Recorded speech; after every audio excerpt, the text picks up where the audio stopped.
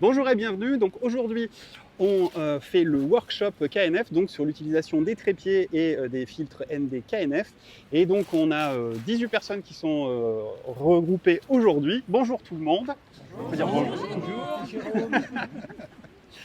Et donc on va faire trois groupes, deux groupes qui vont partir essayer directement le matériel et un groupe qui va rester avec moi et on va voir un peu, on va déballer un trépied et des filtres ND, on va voir comment ça fonctionne et ensuite on fera des petits quiz rigolos aussi à la fin de chaque petite session.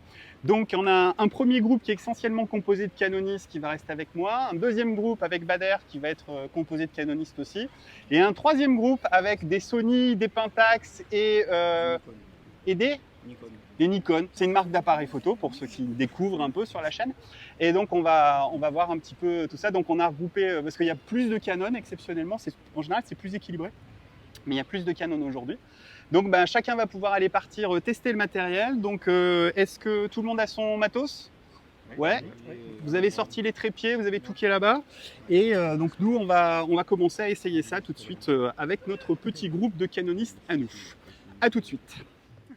Donc le truc le plus rapide pour monter et démonter un trépied, en fait, c'est de fermer, de se mettre à l'envers et de. Alors quand je dis à l'envers, c'est le trépied, hein, c'est pas le photographe. Hein, parce que sinon ça... Et tout tombe d'un seul coup. Voilà, tout tombe d'un seul coup, effectivement, et surtout de resserrer les pieds. Parce que si on commence, je le referme complètement. Si on commence par ouvrir les pattes comme ça là, tac, et après on va devoir courir de chaque côté pour pouvoir les tirer, on est à bout de bras. Donc on le laisse fermer, on ouvre les twists d'un seul coup, on tire, on fait paf, paf, paf. On ouvre les twists, on tire, et ça fait paf, paf, paf. Et après on fait la même chose sur le troisième. Paf, paf. Et voilà. Et là après on le pose. Et normalement, on est à peu près bon. Si jamais le sol il n'est pas tout à fait droit, on peut desserrer un petit peu pour baisser une petite patte ou deux. Alors le plus malin, plutôt que d'en baisser deux, c'est de mettre les deux au même niveau et d'en baisser qu'une. Et après, on peut sortir la colonne. Alors ce trépied, il a une particularité, c'est que il y a deux colonnes l'une dans l'autre en fait. Il y a une première colonne et il y a une deuxième colonne. Alors là, pour le coup, je rejoins ce que disait Karl tout à l'heure. Les petites sections, c'est pas très intéressant. La double colonne, c'est bien parce que ça permet de monter très haut avec un encombrement très réduit. Par contre, c'est moins stable. Si tu mets mon appareil... La priorité, c'est d'abord de monter les trépieds, enfin les trois pieds, et après de monter la colonne parce que sinon on est embêté. Voilà. Tu parlais du poids de l'appareil photo. Souvent, quand on a des gros objectifs, tu peux l'attraper du coup ton tien. Il y a une bague qui est sur. Alors là, non, il y a un emplacement pour une bague. Ouais, et on ne fixe pas l'appareil photo sur le trépied, on fixe l'objectif sur le trépied. Ce qui permet de répartir le poids. J'ai juste à glisser du coup? Ouais.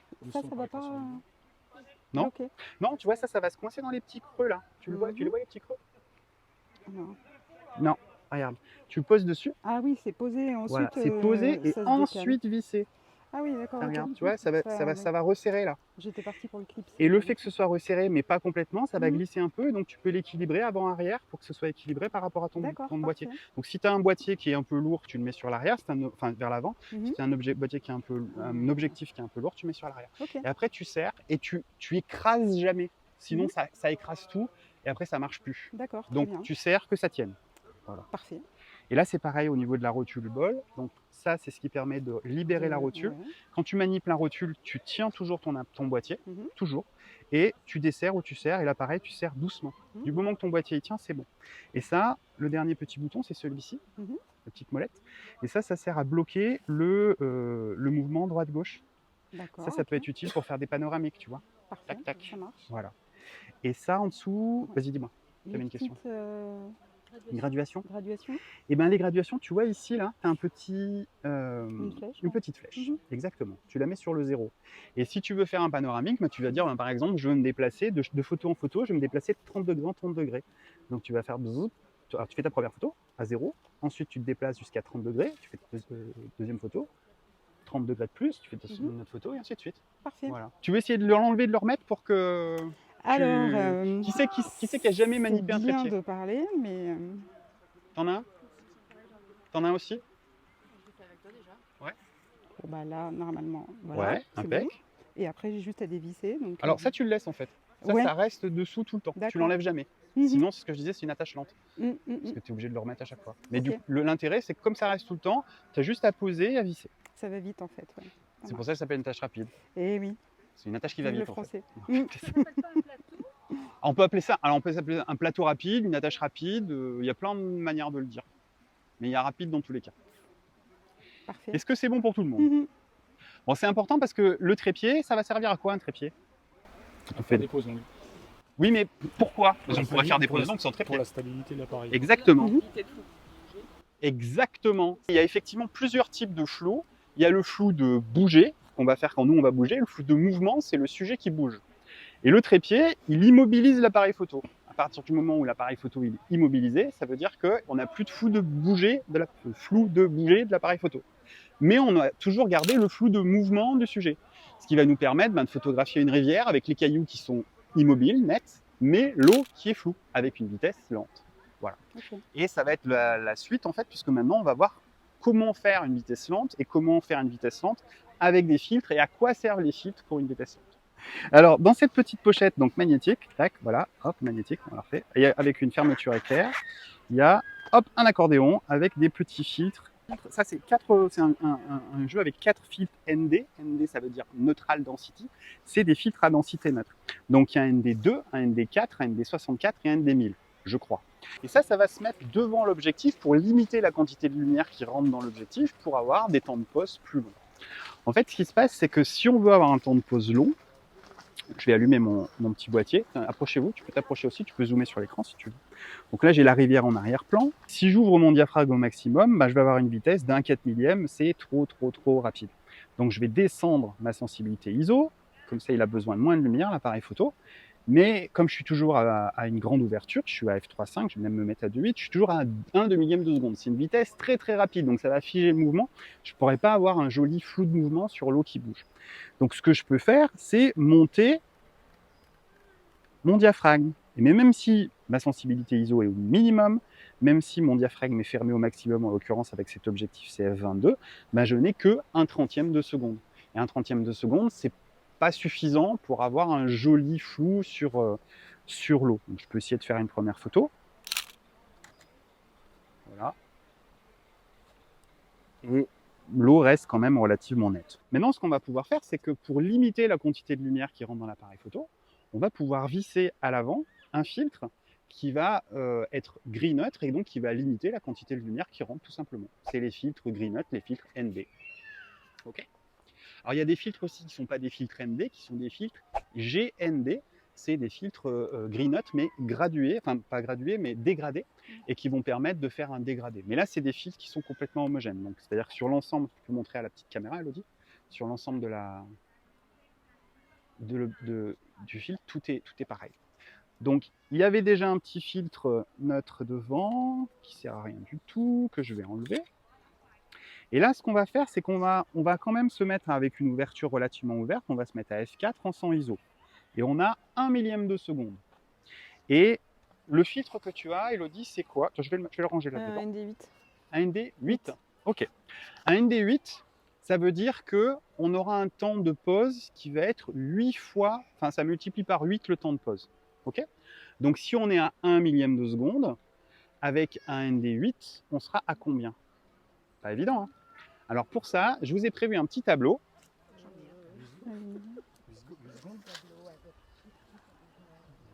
Alors je vous rassure, vous pouvez faire les calculs, mais en règle générale, il suffit de mettre le filtre devant et tant qu'on reste au-dessous de 30 secondes, l'appareil va se débrouiller pour le calculer tout seul.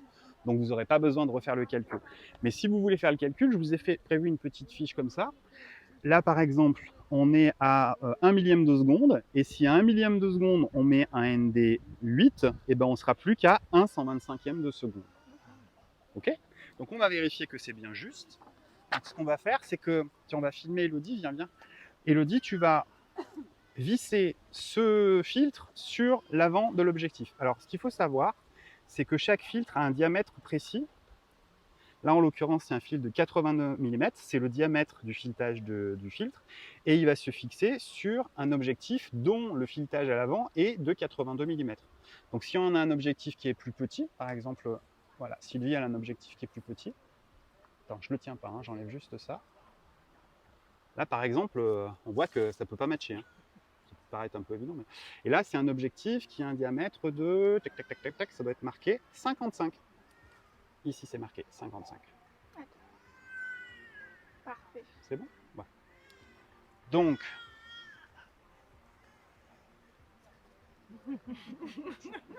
Donc, Elodie va visser le bidule devant. Le bidule, c'est le filtre ND8. Donc, tu le visses.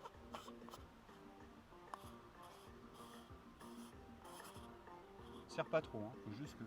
Maintenant, viens voir de ce côté. Viens voir les réglages. Touche à rien pour l'instant. Viens voir Mathilde. Cadre sur les réglages.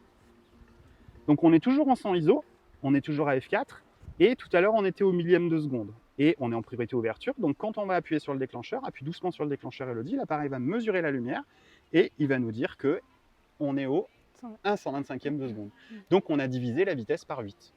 Maintenant, dans notre petite pochette, il y a d'autres filtres.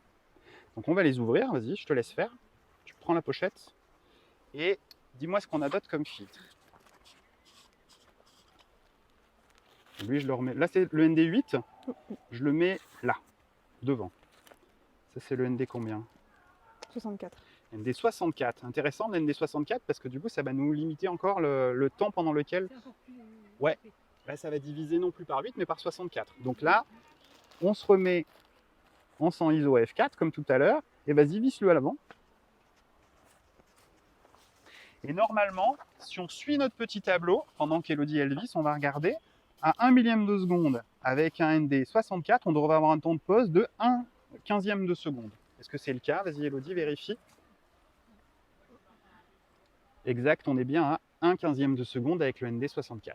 Bon, ça reste quand même un peu rapide, donc ce qu'on va faire, c'est qu'on va monter encore d'un cran. Le plus dense, ça doit être le ND1000. Le ND1000, il doit être là, je pense.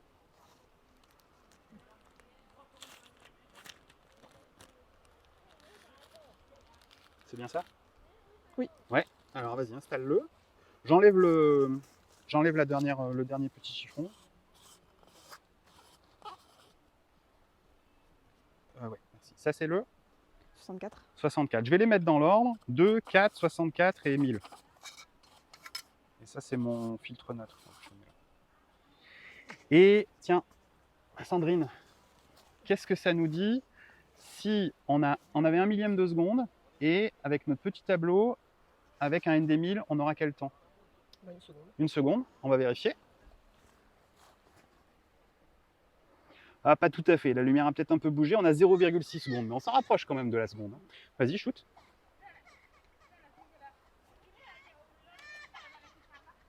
Regarde, on peut imaginer rajouter un petit ND64 sur le ND1000. Est-ce que ça marche? Oui, j'ai déjà un ND1000 et je rajoute un ND64 par-dessus en plus. Là, Ça enlève pas de la précision. Alors, ce que ça va enlever, c'est pas forcément de la précision, c'est que comme tu rajoutes une petite couche ici, tu vas augmenter en fait le tuyau devant et tu vas pouvoir avoir un peu de vignettage. C'est-à-dire que l'intérêt d'avoir des filtres qui sont slim, fins, c'est d'éviter d'avoir du vignettage. Si les filtres ils ont un rebord très épais, du coup ils vont être plus avancés et tu vas avoir des petits arrondis noirs sur les bords de ton image. Et plus tu vas rajouter des filtres devant, plus tu vas avoir ça. Alors en général, c'est vrai que ça s'utilise un par un. Donc ce que tu peux faire dans ces cas-là, là tu vois, je suis zoomé au 70 mm, c'est que tu cadres un tout petit peu plus large et du coup tu pourras recadrer un petit peu pour éviter tes bords noirs. Mais là, on a deux filtres qui sont l'un sur l'autre. Alors là, il faut vraiment respecter le process. Je vous ai fait plusieurs petites choses. La première chose qu'on va faire quand on veut faire une pose lente, ça va être d'abaisser la sensibilité ISO. Parce que quand on abaisse la sensibilité ISO, l'appareil photo il a besoin de plus de lumière. Donc du coup, mécaniquement, on aura un temps de pose qui va être plus long. Qu'est-ce qui se passe quand on monte la sensibilité ISO? On a du bruit numérique. Ensuite, on choisit son cadrage et sa composition. On se positionne avec son objectif. Ensuite, pour immobiliser l'appareil photo, on va utiliser un trépied de manière à éviter les flous de bouger et ne garder que les flous de mouvement dus à la pose longue. Alors, l'astuce, ça peut être de... Là, en l'occurrence, l'appareil, il arrive quand même à faire la mise au point. Quand c'est un petit peu... Quand il n'y a vraiment pas assez de lumière qui rentre, il risque de patiner. C'est-à-dire que l'autofocus, il patine, il n'arrive plus à faire la mise au point. Donc, dans ces cas-là, on fait la mise au point d'abord. Et ensuite, on met le filtre ND. et on enlève l'autofocus Là, pour faut pas éviter. bouger. Ah bah oui, il faut pas bouger. Faut pas bouger. Alors, des fois, il y a un stabilisateur optique sur les objectifs. Souvent, ça peut être intéressant de l'enlever parce que le stabilisateur, c'est bien quand on est à main levée, mais quand on est sur trépied, il peut générer des mouvements parasites alors qu'il n'y en a pas. Donc, autant l'enlever, ça peut simplifier les choses.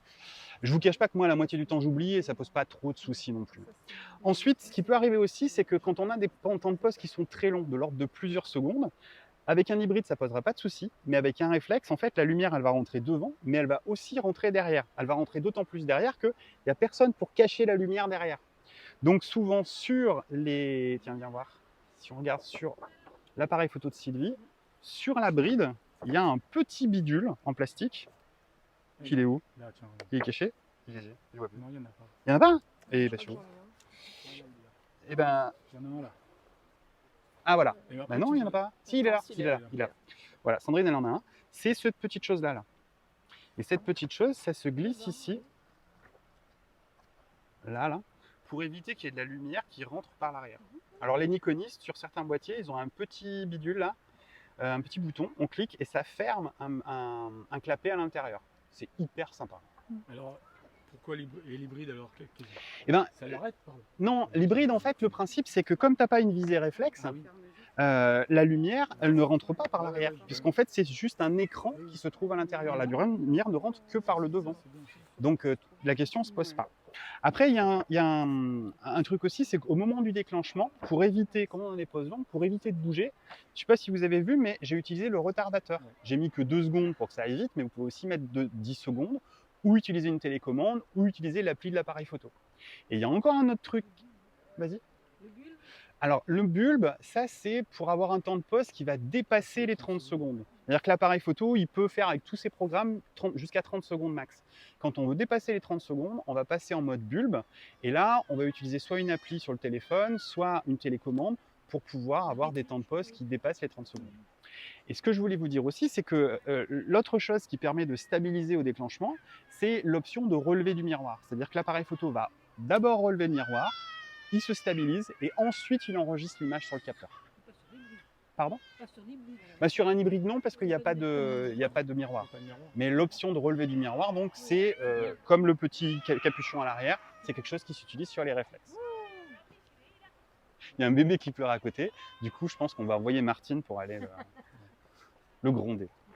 Quand on veut faire des pauses longues, qu'est-ce qu'il faut acheter pour débuter sans avoir acheté tous ces filtres? Eh ben un kit avec tous ces filtres. Non, en fait, le problème d'acheter un seul filtre, c'est que selon la luminosité que tu as, selon la vitesse du sujet, eh ben, tu auras besoin d'un filtre d'une densité différente. Donc c'est difficile de dire il faut tel filtre plutôt que tel autre. Ça va vraiment dépendre de ce que tu fais. Si tu fais des photos en forêt, en sous-bois, tu as besoin de gagner un tout petit peu. Donc tu peux te contenter d'un ND4 ou même d'un ND2 ou d'un ND64, ça peut suffire. Par contre, si tu fais que des photos en plein soleil sur la plage et que tu veux garder une grande ouverture pour avoir des profondeurs de champ faibles et quand même avoir des vitesses lentes, là il faut tout de suite passer au ND1000. Mais du coup, les filtres, ça permet uniquement de travailler sur l'eau ou on peut faire d'autres choses? Ah non, ça permet de limiter la quantité de lumière qui va rentrer dans l'appareil photo. Donc ça permet de faire toutes les vitesses lentes en fait. Sur la neige. Ben, les vitesses lentes, en fait, tu peux faire à partir du moment où tu vas vouloir rendre un mouvement lent sur ton image. Donc avec l'eau, ça marche très très bien. C'est pour ça qu'en général, on le fait sur l'eau, sur les fontaines. Ça peut être de la neige qui tombe aussi, effectivement. Les nuages, Ça peut être les nuages aussi, ça marche très très bien. On voit beaucoup de photos comme ça avec des immeubles en contre-plongée. Alors là, pour le coup, on va utiliser le mode bulbe de Martine et on va avoir des temps de pause qui sont très longs parce que même en 30 secondes, le nuage, il va pas traverser la scène. Donc, il faut avoir des temps de pause de plusieurs minutes. Après, qu'est-ce que tu peux faire d'autre? Tu peux faire tout ce qui est... si tu as un espace public avec des gens qui bougent à l'intérieur et que tu veux rendre les gens invisibles, en fait, tu peux faire des pauses qui sont très très longues et du coup, tous les bâtiments qui sont fixes vont imprégner l'image parce qu'ils ne bougent pas et les gens vont devenir petit à petit, la quantité de lumière envoyée par les personnages qui sont en mouvement va devenir quasiment marginale par rapport au temps de pause et ils vont s'effacer. Alors, s'ils bougent un petit peu, ils sont flous. S'ils bougent un peu plus, c'est les fantômes. Et s'ils bougent encore plus, et si le temps de pause est encore plus long, bah, ils deviennent complètement invisibles. Et donc, tu peux faire toutes ces choses-là, en fait, avec des Et filtres. pour faire des poses très longues, il y a tout ce qu'il faut dans ce kit. Alors, il y a l'essentiel, parce qu'effectivement, les filtres ND, ça va du ND2 au ND1000. Après, est-ce que, tu vois, par exemple, ici, en ND2, il y a ND1000 et après, il y a ND32000. ND32000, moi, j'en ai jamais utilisé. D'accord. Mais voilà, avec un ND2, un ND4 ou 8, un ND64 et un ND1000, tu peux te débrouiller après parce que tu peux les cumuler. Donc, Ouais. tu peux te débrouiller pour faire déjà pas mal de choses. Sachant que ça se cumule, c'est-à-dire que un ND1000, tu divises par 1000. Mais divisé par 1000 et ensuite divisé par 64, ben, ça fait 64 000. Donc ça fait tout de suite. Enfin, j'ai bien calculé. Hein. Oui. Ouais, c'est bon. Attends. Qu'est-ce que j'ai dit une connerie ou pas alors il y aura quiz tout à l'heure et dans le quiz il y aura plein de questions un peu mathématiques. Il y aura des questions super faciles. Est-ce que ça peut être intéressant d'utiliser des filtres pour développer ces photos en noir et blanc après? Alors, des filtres oui, des filtres ND, pas plus que pour les autres en fait, parce que l'effet de flou de mouvement, que ce soit en couleur ou en noir et blanc, ça va rien changer. Après, pour avoir des effets intéressants sur le noir et blanc, tu vas utiliser des filtres colorés qui vont renforcer le contraste de certaines couleurs. Donc si tu veux par exemple renforcer une couleur, tu prends la couleur opposée. Donc si tu as un ciel bleu, tu mets un filtre rouge, ça va donner plus de contraste à ton ciel. Et donc tu as des filtres qui existent, mais c'est des filtres colorés qui permettent d'avoir un rendu sur le noir et blanc. Et ça, tu peux le faire aussi en post-prod directement dans Lightroom. Et quand tu vas dans Lightroom, tu peux appliquer des filtres colorés, tu as les filtres rouges, les filtres oranges, directement. Donc je serais tenté de te dire, tu peux si tu as envie de te faire plaisir, mais les filtres ND, les filtres à densité neutre, ils sont uniquement intéressants pour le flou de bouger, flou de mouvement. Par contre, ce qui est important aussi, c'est que les filtres, ils sont gris, mais ils peuvent éventuellement, s'ils sont de mauvaise qualité, avoir des colorations. Et il faut faire attention justement à ce qu'il n'y ait pas trop de coloration. Et là, il n'y a pas trop de coloration. Bon, Martine veut s'asseoir, donc on va s'asseoir pour le quiz. On a des petits bons points comme ça qu'on va distribuer. Et celui qui a le plus de bons points, attention, parce que celui qui a le plus de bons points, il gagne le droit de représenter son équipe à la fin de la journée en finale. Et les 3 gagnants, enfin de toute façon, il aura aussi gagné, parce qu'on va déterminer les 3 gagnants. Et les 3 gagnants, ils auront un lot. Alors, attention. Première question. À quoi sert un filtre slim fin? Prendre moins de place. Ouais, prendre moins de place, mais c'est pas ça la vraie réponse. Ça évite le vignettage. Le vignettage, bravo Martine. Martine, un bon point. Je l'ai dit, c'est toutes des choses que j'ai dit aujourd'hui. Hein. Attention. Hein. Deuxième question. Quand on parle de filtre ND, que veulent dire les initiales ND? Neutral density. Bravo. Un bon point pour Sandrine. Elle est au taquet, Sandrine. Alors attention. Que signifient les chiffres 4, 8, 64 000 sur un filtre ND? Le nombre de stops que ça réduit la lumière. Oui, c'est la densité du filtre ou le facteur multiplicateur exact. C'est bien dit, le nombre de stops. Alors maintenant, on va voir si vous avez bien compris. Si je mesure 1 seconde sans filtre ND, quel temps de pause j'aurai avec un filtre ND 4? 4 secondes. Il est fort, hein? Nous l'expliquions plus tout à l'heure. Alors attention, question technique. Comment appelle-t-on un trépied avec une seule jambe? Monopole. Oh, il est incroyable!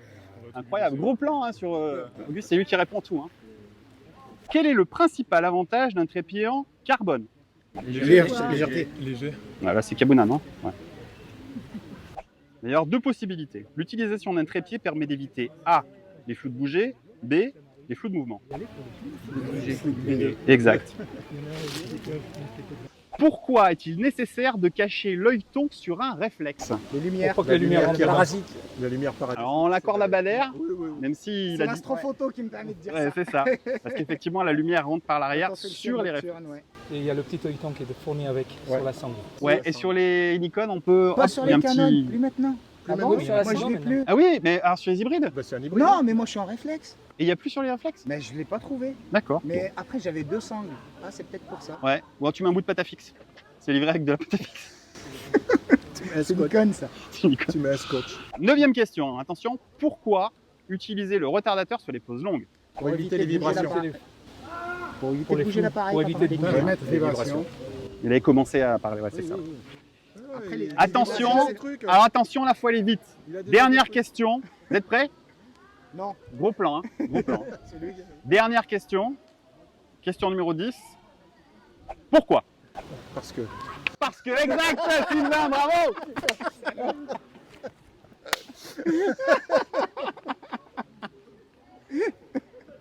Bon, vous pouvez rester, on va faire venir le dernier groupe. Alors, c'est qui a le plus de points? Je sais pas, Je 4. sais pas.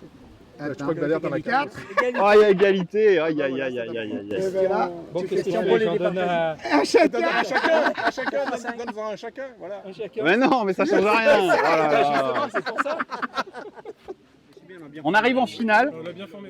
On l'a bien formé quand même. Donc on joue pour un trépied carbone, un jeu de kit de filtre ND en 82 mm avec des adaptateurs dont on connaît l'utilité et un kit cleaning kit. Voilà. Donc après on verra qui gagne quoi dans quel ordre. Normalement le premier gagne le trépied, le deuxième gagne les filtres et le troisième il gagne le truc pour nettoyer les filtres. Alors, deuxième quiz. J'ai bossé, j'ai fait 2 quiz différents. Vous êtes prêts? Première question. Intérêt à gagner. Pour obtenir des temps de pause de plus de 30 secondes. Bulbe. Secondes. Bulbe. Ouais. Mais j'ai pas fini la question. Mais c'est pas dit qu'il faut pas répondre avant là. Non, c'est vrai, c'est vrai. Oui, On a si, évoqué Deuxième il y a question. pas de fair play, hein. A. C'est ça. Monter la sensibilité au ISO fait apparaître du. Oui. Ouais. Si. Là, là, là. Ouais. C'est Et on, Ah, non. et on fait ouais quand on a. Troisième question. Pourquoi enlève-t-on la stabilisation optique sur les poses longues? Pour les vibrations. Yeah. Ils sont forts, hein. derrière. Ils sont forts. Ah, oui, Ils ont le droit, hein. Vous pouvez les aider, hein. Ouais, oui. Tu te mets derrière. Pas trop fort, je vais m'envoler. Alors, C'est plus facile la finale. cinquième question. Pourquoi il n'est pas nécessaire de cacher l'œilleton sur un hybride? Parce qu'il Parce qu'il y a pas de rentrée de il y a pas lumière. miroir. Il y a pas de Ouais, miroir. il était carré. Ah, ça y est. Ça y est. Chercher des En fait, prismes, c'est- L'astuce pour gagner, c'est avant même que ce soit fini, tu dis parce que et tu répètes ce que le mec à côté il a dit. Et comme ça, si t'as pris date. Et Non, parce que c'est la 10e question. si je mesure 1/20 de seconde sans filtre ND, quel temps de pause j'aurai avec un filtre ND 1000? 2 secondes. Non. Ouais. 20 secondes. 20 Non. secondes. Une seconde 1/20 de seconde multiplié par 1000. Eh ben. 30. 200. 30 secondes. Non, bah non. 1/20 multiplié par 1000. C'est 1000 divisé par 20. Ouais, c'est 5. 5 C'est secondes. 50. 50 secondes. Sur un appareil photo réflexe, attention, pas sur un hybride. Quelle option peut être utilisée pour limiter les vibrations du miroir lors du déclenchement? Le lever. Le lever. Le relevé du miroir, exact. C'est. Ouais. Pourquoi vouloir garder une grande ouverture sur une pose longue? Pour la profondeur de champ. Exact. Pour pouvoir maintenir, en fait, le fait de maintenir une grande ouverture, ça permet d'avoir une faible profondeur de champ et donc de garder, d'avoir un jeu de ne pas avoir tout son paysage qui est complètement net et de jouer aussi sur le flou. On peut jouer sur le flou de profondeur de champ et sur le flou de bouger. Alors, qu'est-ce qu'un filtre GND? C'est le filtre. Ouais. Dégradé, ouais. Merci.